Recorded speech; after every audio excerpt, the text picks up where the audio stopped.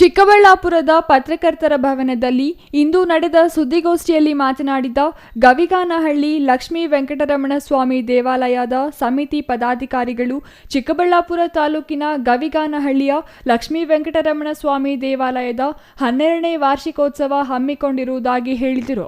ಅಲ್ಲದೆ ಜನವರಿ 9ರಂದು ವೈಕುಂಠ ಏಕಾದಶಿ ಪ್ರಯುಕ್ತ ಅಂದು ದೇವಾಲಯದಲ್ಲಿ ಹಲವು ಧಾರ್ಮಿಕ ಕಾರ್ಯಕ್ರಮಗಳನ್ನು ಹಮ್ಮಿಕೊಂಡಿದ್ದು, ಭಕ್ತರು ಹೆಚ್ಚಿನ ಸಂಖ್ಯೆಯಲ್ಲಿ ಆಗಮಿಸಿ ದೇವರ ಕೃಪೆಗೆ ಪಾತ್ರರಾಗಬೇಕೆಂದು ಕೋರಿದರು. ವೆಂಕಟರಮಣ ಸ್ವಾಮಿ ದೇವಸ್ಥಾನ 12ನೇ ವಾರ್ಷಿಕೋತ್ಸವ 10ನೇ ತಾರೀಕು ವೈಕುಂಠ ಏಕಾದಶಿ ಪ್ರಯುಕ್ತ ಭಕ್ತಾದಿಗಳೆಲ್ಲರೂ ಬಂದು ಸಹಕರಿಸಬೇಕಾಗಿ ದೇವರಲ್ಲಿ ಪ್ರಾರ್ಥನೆ ಮಾಡಿಕೊಳ್ಳುತ್ತೇವೆ. ವೈಕುಂಠ ಏಕಾದಶಿ ಪ್ರಯುಕ್ತ ವೆಂಕಟರಮಣ ಸ್ವಾಮಿ ದೇವಾಲಯದಲ್ಲಿ ಉತ್ತರ ಬಾಗಿಲ ಪ್ರವೇಶ ಏರ್ಪಡಿಸಲಾಗಿದೆ.